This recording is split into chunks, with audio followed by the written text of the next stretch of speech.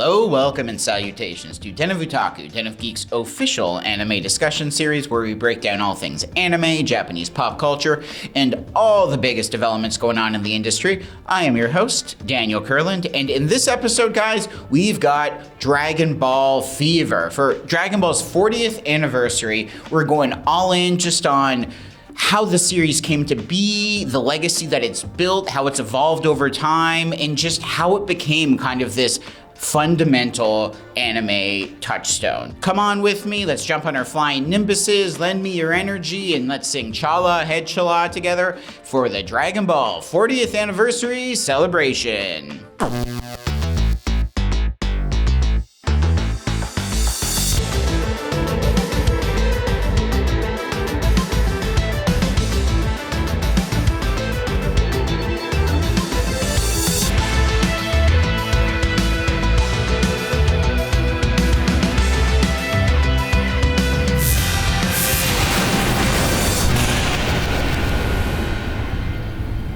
This episode of Den of Otaku is powered by Razer. Stick around to find out more.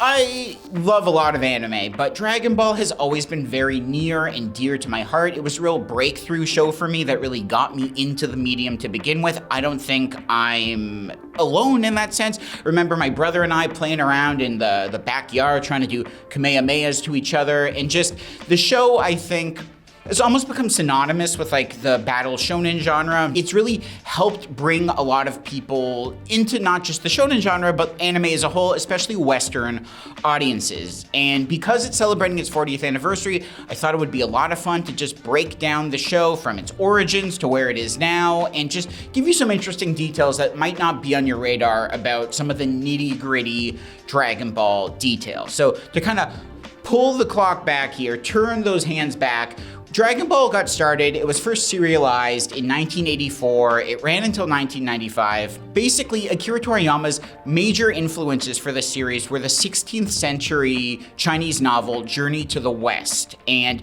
this is very much entrenched into the beginning of Dragon Ball. It stars a character named Sun Wukong, who a lot of Goku is built from, and over time it kind of got away from these influences, but when it starts, it's very much a Journey to the West kind of tribute. And Akira Toriyama's other big influences were the Hong Kong martial arts films of Jackie Chan and Bruce Lee, which are all over the series. Osamu Tezuka's Astro Boy was another big one, and just a lot of science fiction in general. It's really interesting to see how Dragon Ball kind of increasingly embraces science fiction. There's a lot of Terminator going on later on, some Star Wars going on there too. And those were kind of the building blocks when Dragon Ball was first getting started. And I think one of the most interesting developments about Dragon Ball is when it started, it was very much a gag series. Now, people really associated Akira Toriyama with the shonen genre, which is accurate, but he started really as like a comedy storyteller. Gag comedy was his forte. He had just finished work on Dr. Slump, which is another really fun anime. It's crossed over with Dragon Ball a few times, about a girl robot named Arale Norimaki.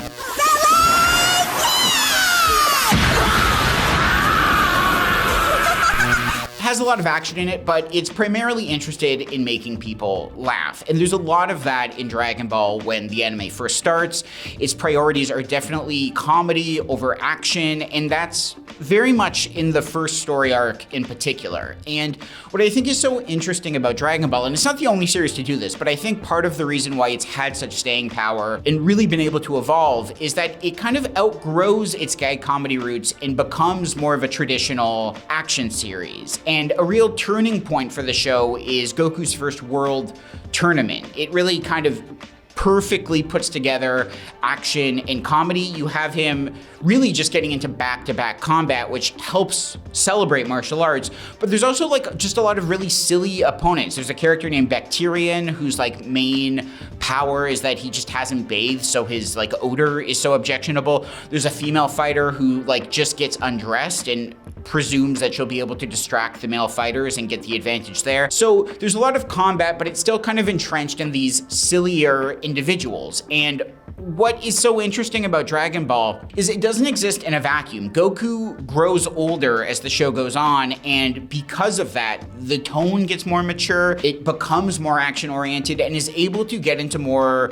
aggressive ideas, and that kind of reaches its apex with Dragon Ball Z, a series that definitely puts action before comedy, but there's also just much more death in Dragon Ball Z. It really gets into some bloody spectacles, and I think that really helped the show survive. Like, it's not hard to imagine a version of Dragon Ball that was just a young version of Goku through the entire series, and that would have been fun, that would have worked, but I think that you have this moving timeline that evolves and that the series as a whole spans multiple decades is really beneficial to what's going on. So it started as a gag series, it became an action series, and what's interesting is it kind of gets reflexive on this front and goes back to gag. After Dragon Ball Z, there is Dragon Ball GT, which embraced the gag instinct so much that it kind of worked against the show, and we'll talk about this a bit more later. But Dragon Ball GT had a real rebellion when it started, that there were now older audiences that had grown up with the show and wanted something more adult, but instead were getting a product that was kind of more oriented for younger audiences. And there was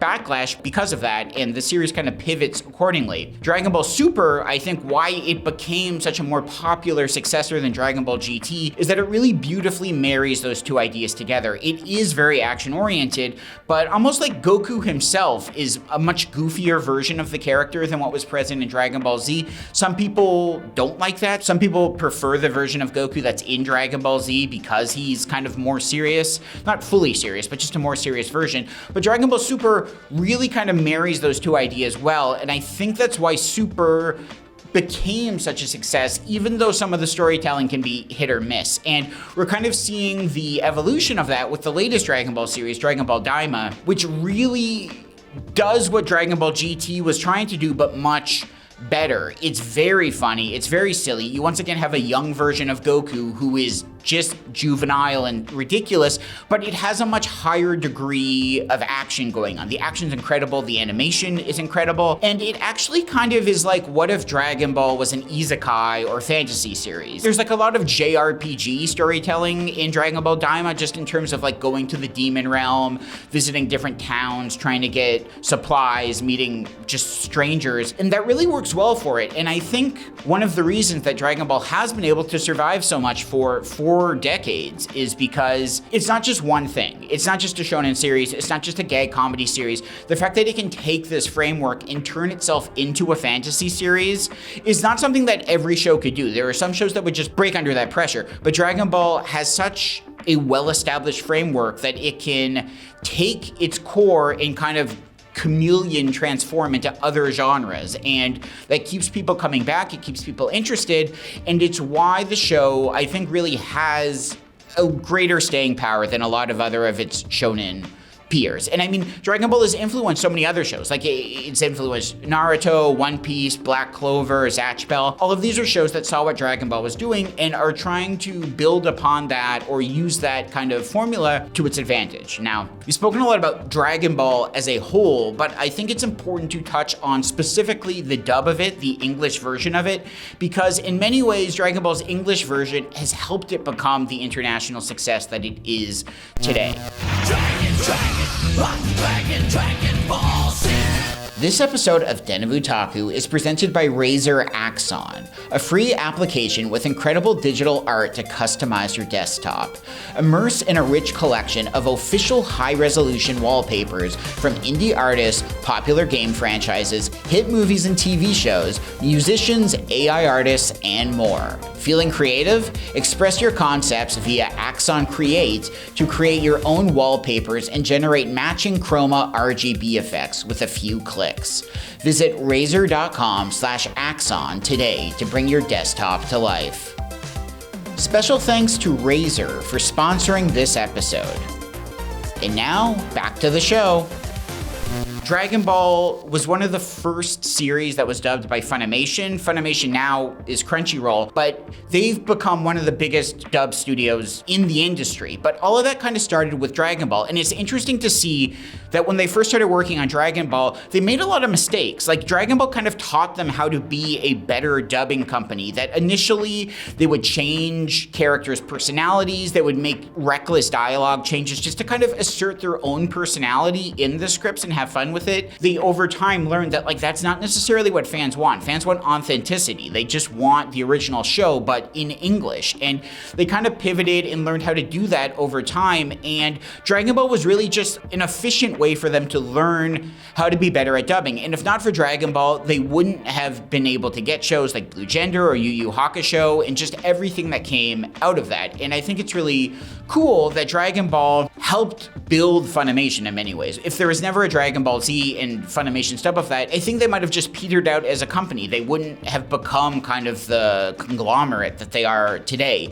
And a lot of this too also has to do with Toonami. Toonami was such a breakthrough for a lot of North American anime fans. This programming block has featured all sorts of anime and really helped shows find success, but Dragon Ball has always been a big part of that. And even now, despite how there's no new Dragon Ball episodes, Dragon Ball is still an anchor of Toonami, of Adult Swim, because they know that it is just such nostalgic bliss that it's going to have new people come in and they'll find a new show in the process. You'll discover a Gundam Wing, you'll discover a Tenchi Muyo. All of that's possible because Dragon Ball continues to speak to fans, and it's just such comfort food that it really did become a big success because of Toonami. But without Dragon Ball, Toonami arguably doesn't become the brand that it is today. All new episodes of Dragon Ball Z starting Monday at 5:30. I can assure you this is not a dream. Don't even try and grab it. Something really interesting that kind of builds upon that as well is Dragon Ball Z Kai is a remaster of Dragon Ball Z. It basically is Dragon Ball Z, but more manga specific, like more manga accurate rather. It deletes all the filler episodes. It takes out more than like 100 episodes of content, and it's a much more digestible product. And Dragon Ball Z Kai was successful in Japan, but it was supposed to end after the Cell Saga. And the only reason that Dragon Ball Z Kai did the final chapters, which covers the rest of the series, the Buu Saga, was because of its international markets. It's because Dragon Ball Z Kai was so popular on Toonami in other North American markets that they produced the rest of this series. And I think that's a really important turning point for Dragon Ball, that Dragon Ball Z Kai still had fans in Japan, but the idea of literally the show becoming more popular in North America and that could prompt more content is a really unique thing. The English version of Dragon Ball Z Kai even has more episodes than the Dragon Ball Z Kai in Japan. It's really kind of cool to see that turning point happen for international success to kind of prompt a bigger following for the show and actively produce more Japanese content because of its popularity in other markets. And another kind of interesting aspect out of all that is Dragon Ball Z Kai. There's a bit of like a controversy around its score. Kenji Yamamoto did the score, and it was later found out that he was plagiarizing the music. A lot of the music he used in the show was actually taking musical cues from other things, and because of that, they had to recall the episodes. They had to replace it with a replacement score. There's a lot of Dragon Ball Z video games that have Kenji Yamamoto score in it. Now those are off the market. So if you happen to have like the original broadcasts with Kenji Yamamoto's music, or even those video games, they're kind of like an exciting piece of lost media that people want to find those, but they're unavailable as it is. Also, on the topic of music, just to kind of celebrate like the apex of Dragon Ball Z's popularity, when Dragon Ball Z was dubbing the movies, there was an interesting phase where they took American rock bands like Finger Eleven, Disturbed, the Deftones, remember those guys? But they were doing the score on these films, and it became this kind of really interesting East meets West dynamic, very much like the vibe of anime music videos, if you like remember that real trend during the 90s and early 2000s. And it had a really interesting mixed reception. Some people love that score on the movies. They think it really amps up films like Lord Slug and Broly, but a lot of people hate it. They want the original music. But the fact that like both of these extremes have their fans, just like how the Bruce Falconer score has its fans that prefer the American music to the original Japanese score, kind of just shows how Dragon Ball has connected with international audiences, and that, you know, the dub has really made a big impact.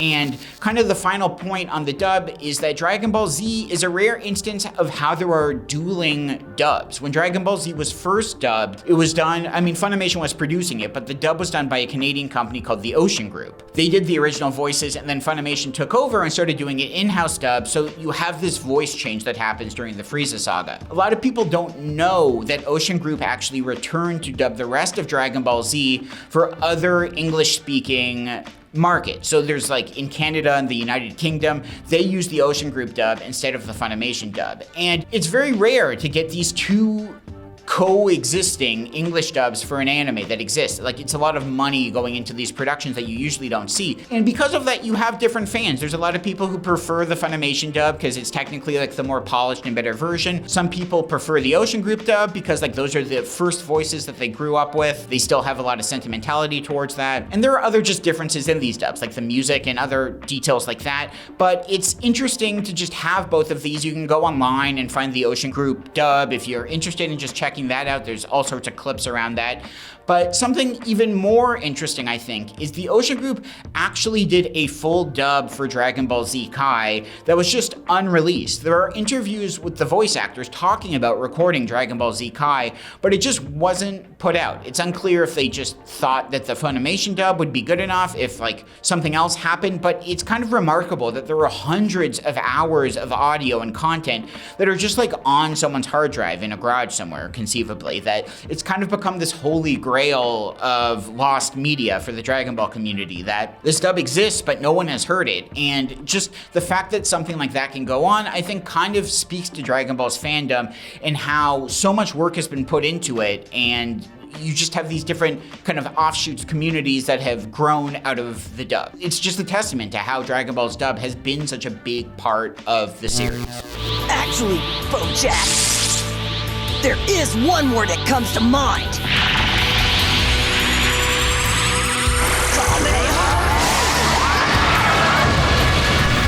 Now, we're talking about all of Dragon Ball's successes, but I think one of the more unexpected turns the series has taken is the franchise's lowest point kind of actually gave birth to modern Dragon Ball, and we wouldn't have the Dragon Ball we have today if not for one of Dragon Ball's biggest disasters. They did a live-action Dragon Ball movie called Dragon Ball Evolution. There's all sorts of live-action anime adaptations. Most of them are bad. We've gotten a little better at that. Like the One Piece show is good. Battle Angel Alita is really good. Even the Yu Yu Hakusho live-action show is pretty good too. But Dragon Ball Evolution is not good. It's one of the worst adaptations you can have. It really just misses the point. But what I think is really interesting is there's a really good creative cast assembled for this, and you'd think it would be a success. The director is James Wong, who came out of the X-Files. He's mostly a horror director, like he did Final Destination 1 and 3, Willard, Black Christmas, but he also did a really interesting martial arts film with Jet Li called The One. That's kind of like a whole multiverse thing before the multiverse was like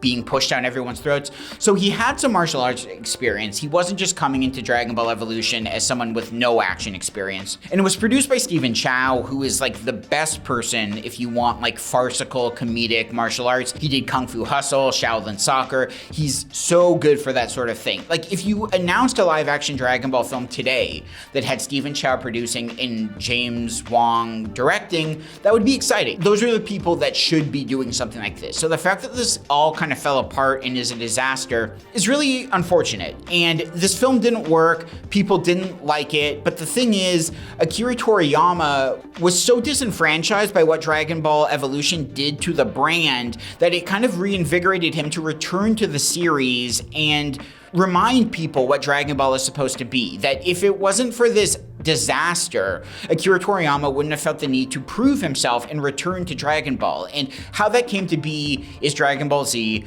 Battle of Gods. And Battle of Gods was always going to happen. It was always in production, but Akira Toriyama had much more of a hands-off role on it. He was just involved with the story, but because of Dragon Ball Evolution's disaster, he became more involved, he got more passionate about it, and he actually wrote the screenplay for its sequel, Resurrection F. So Battle of Gods led to Resurrection F, which led to Dragon Ball Super as a whole. And it's very possible that had Dragon Ball Evolution never happened, Battle of Gods would have been a one-off thing. It would have had Toriyama's involvement, but not to the degree that it would eventually have, and you might have not got Dragon Ball Super. You wouldn't have had what we consider to be Dragon Ball in its most recent modern form. And I just think that's kind of beautiful that the lowest part of Dragon Ball history did kind of inadvertently push the creator to return to it and to just fall back in love with the property, that he thought he was done with it, but he realized, no, I have more to say, I have more to do, and he remembered why he loved Dragon Ball in the first place. Another really interesting just tidbit about Dragon Ball Evolution is James Marsters, who a lot of people know as Spike from Buffy or Brainiac from Smallville.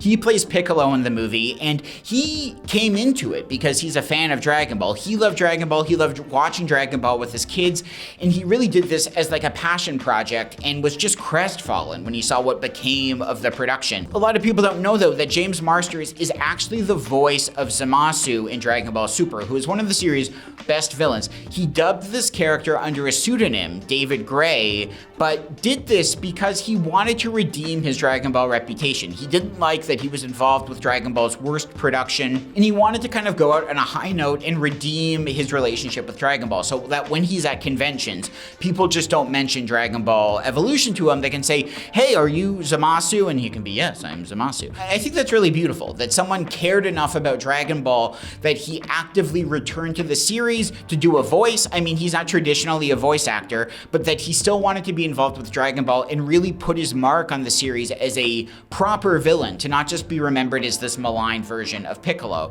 And so he's spoken about this a little more recently, but a lot of people don't realize that David Gray is not a real person. David Gray is James Marsters, and that was his way of returning to Dragon Ball and really putting his stamp on the franchise. And I just think that's so cool at the end of the day. Saiyans are the worst blight in the entire cosmos. They clearly acquire their tremendous strength in inverse proportion to their mental maturity. We've talked a lot about Dragon Ball Super as an anime, but I also think it's really interesting that the manga is still ongoing. And the Dragon Ball Super manga, its story is designed by Akira Toriyama, but it's actually written and drawn by a protege named Toyotaro. And Toyotaro has kind of taken over the Super manga now that Akira Toriyama has passed away. He's the person who's going to be making a lot of the creative calls, presumably, carrying out Toriyama's vision, but also doing a lot of his own thing.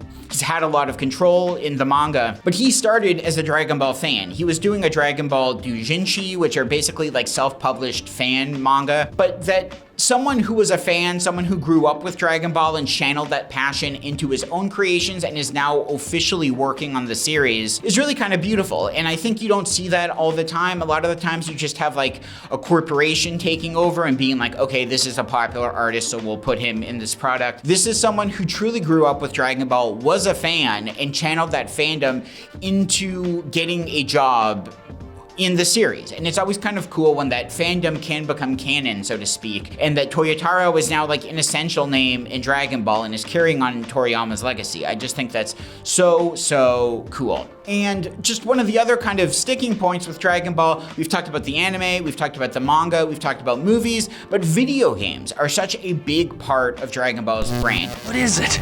I've never felt anything this powerful.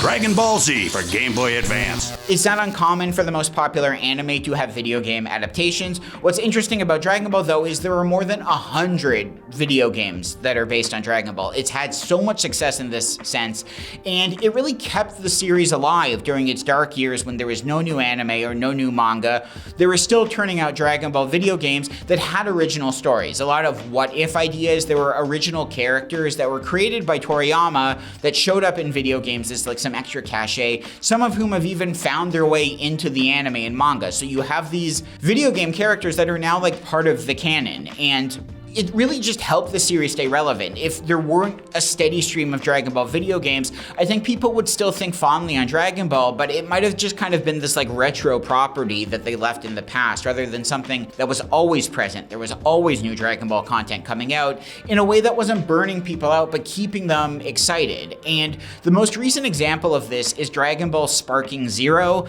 This is such an exciting video game. There's definitely going to be more Dragon Ball video games, but if Sparking Zero was the end, it would be a beautiful way to kind of encapsulate the franchise's legacy. It's essentially the 4th official entry in the Budokai Tenkaichi series, which hasn't had a game in 14 years, so like that is exciting in itself, but it has a roster of over 180 characters, which is just exhaustive. That's like a lot for a Dragon Ball game, but just for any video game. Like that trumps anything from like Smash Brothers or like Tobal #1. It just has an overwhelming roster that pulls from the entire franchise. You have characters from Dragon Ball, Dragon Ball Z, Dragon Ball GT, Super, Daima. Even Daima is included in this game. So it really is a beautiful way of looking to Dragon Ball's past, present, future, and celebrating that in a video game form. And video games have been a big part of Dragon Ball, but I thought it was important to kind of touch on Sparking Zero because it is really rejuvenating a lot of fans, people that are established Dragon Ball fans or people who just like fighting games that have discovered Dragon Ball through this game. But it's one of the biggest releases of 2024 and 2025, and it's really keeping Dragon Ball relevant with audiences, and that's very important.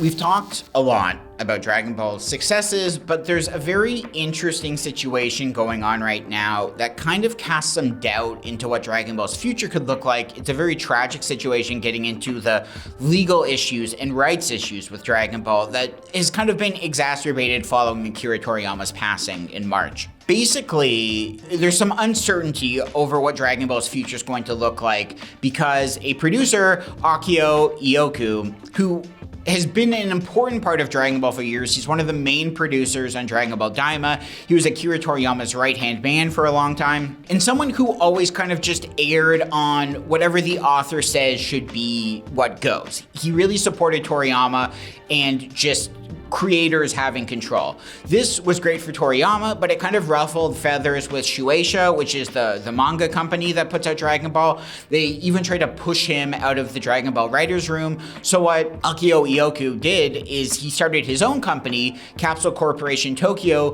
who also now has rights in the development of Dragon Ball. They made the Sandland anime, which is also based on Akira Toriyama manga, and it's kind of bifurcated who owns Dragon Ball and who has control over the series' future. So Shueisha has control with the manga. Akira Ioku's Capsule Corporation Tokyo has control over the anime and some video game rights too. Bandai Namco technically has the video game rights, but they still have to consult with these people. So basically, the problem that this is causing, if any new Dragon Ball decision has to be made, you need both of these parties involved. You need Capsule Corporation Tokyo and you need Shueisha. And the thing is, they don't necessarily see eye to eye on what Dragon Ball's future should look like, what Dragon Ball is supposed to be. Some of them care more about money, some of them are more interested in storytelling, and it's causing a schism, because if these two different companies can't come to an agreement, there are going to be some Dragon Ball products in productions that are just kind of kibosh, that never come to be. And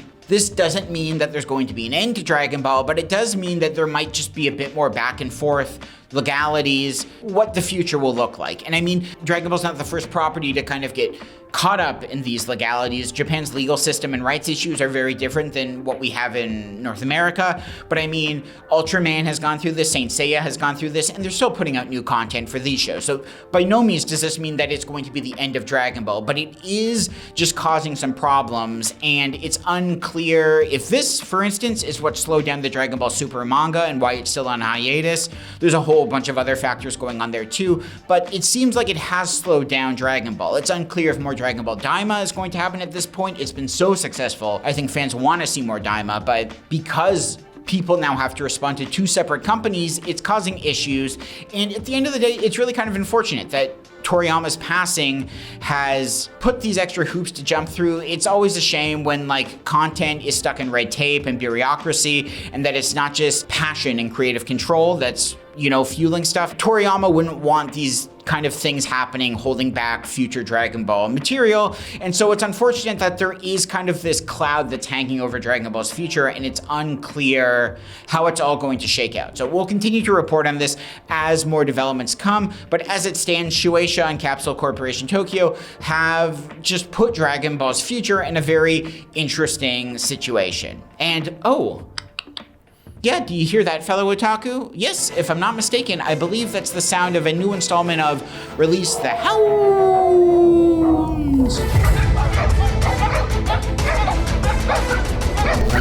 Okay, Release the Hounds. For those of you who have never been involved in a Release the Hound segment before, this is basically our dedicated physical media segment. You know, before everything was streaming and algorithms and Zaslavs and the like, physical media still has a lot of power in anime. There are some series that you can only get on physical media, and physical media is actually very important to Dragon Ball. There's actually like a very unique collector's market for Dragon Ball. There's a lot of different opinions on what the peak Dragon Ball physical media is. Some people are like, the best version of this is the original VHSs that were released. Some people prefer the original, like, standalone DVDs before box sets were released. All of these has like slight tweaks when it comes to audio, video, presentation. And there are people that will like take the audio of the VHS and put it on the video of the DVD. Some people are recording the actual broadcast when they aired and like changing stuff there. And you have this really unique collector's market when it comes to like what the perfect Dragon Ball physical media represents.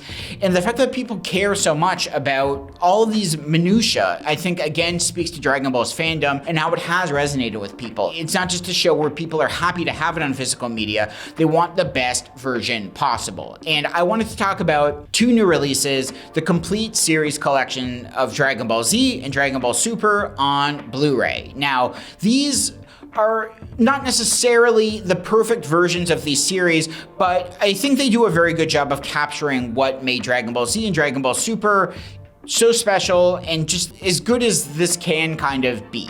And to begin with, you get all the episodes, so that is out of the way. You have the entire series, which is great. But what I think is so cool about these Blu-ray complete series sets is the special features that they've assembled. They've really gone back through a lot of old Dragon Ball releases and pulled together a really fun amalgamation of just special features through the year. So you get interviews, you get cast and crew segments, there's trivia, there's old Anime Expo panels, and there's even just a lot of old special features that like are definitely outdated now, but are fun time capsules of what it meant to be a Dragon Ball fan during the early 2000s. Like there's clips from the Dragon Ball Z Hummer Tour, which probably means nothing to a lot of people, but the Hummer Tour was this weird thing when the card game first came out where like a Dragon Ball Hummer was going to malls and people really loved it.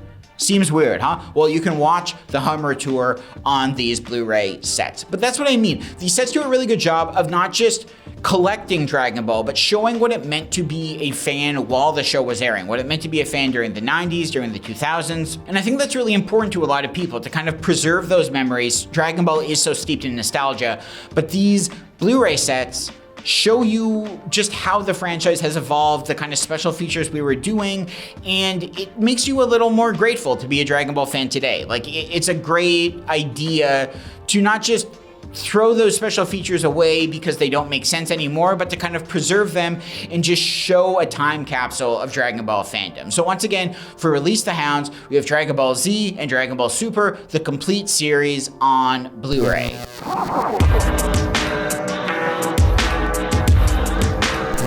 Before we go, fellow otaku, we have just enough time for another segment of the Big Three. The Big Three, hit it.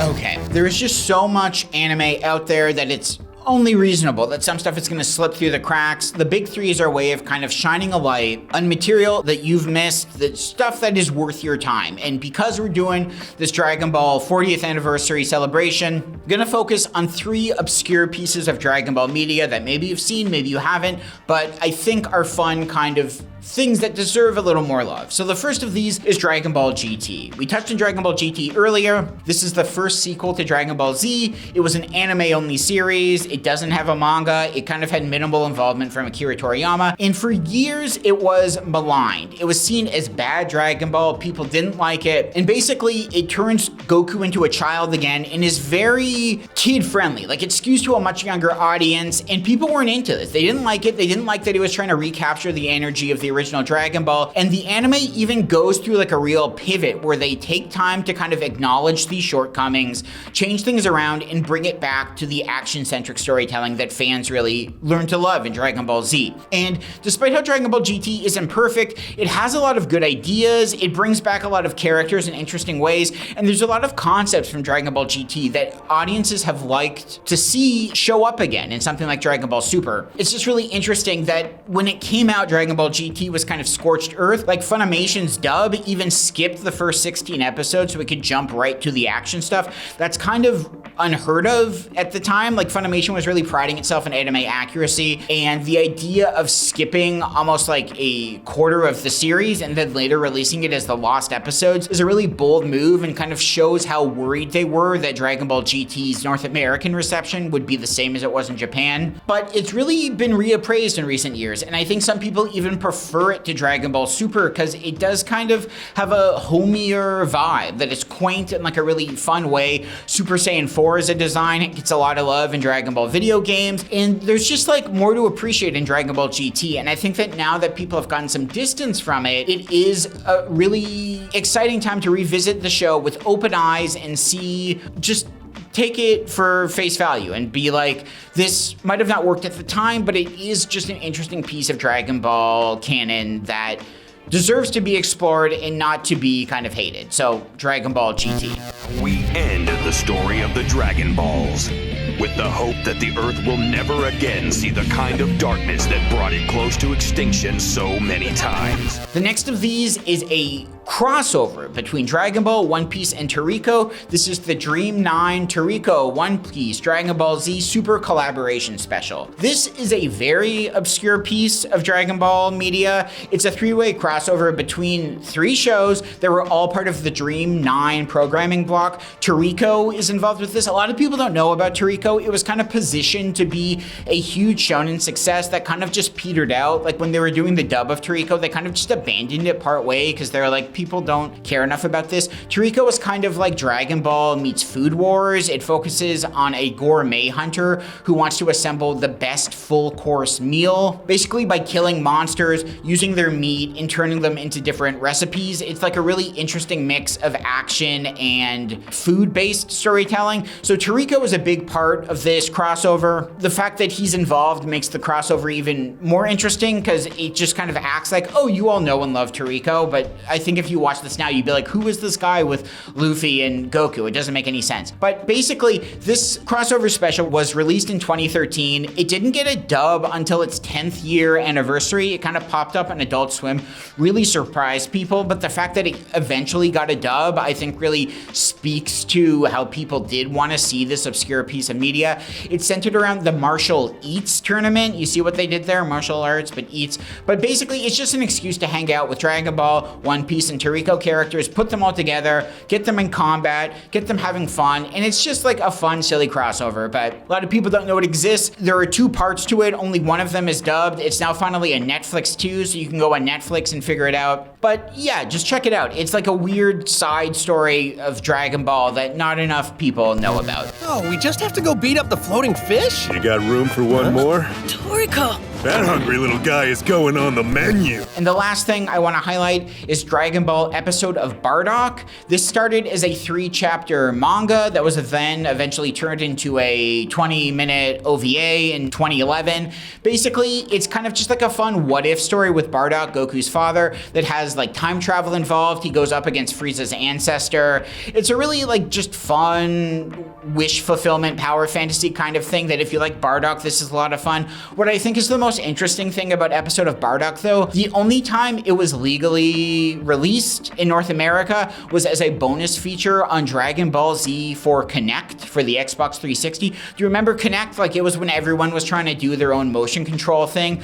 Dragon Ball Z for Kinect is basically a game where you're doing Dragon Ball motions, doing fights in the game. It picks up the motion controls and puts it into a game. It's a very weird Dragon Ball game, but the fact that episode of Bardock is only included on this game that like barely exists anymore, I think is just so interesting. It's just such a weird pairing. The fact that they threw it onto this Dragon Ball game is just so bizarre to me, but you can find this online. It's out there. You don't need to buy this Connect game in a Connect to experience episode of Bardock, but it's just an interesting piece of its history, the fact that it's kind of connected there too. So once again, for the big three, we have Dragon Ball GT, we have Dream 9, Toriko, One Piece, Dragon Ball Z Super Collaboration Special, and we have Dragon Ball episode of Bardock.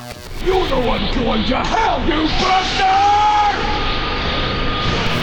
And unfortunately, fellow otaku, that's all the time we have in this episode before I get isekai'd back to reality. We'd once again like to thank you for going on this adventure with us. We'd like to thank Akira Toriyama for creating a true anime classic that inspires us every day, and just the anime industry wouldn't be the same without him. And yeah, thank you, fellow otaku. We'll see you later, Space Cowboys.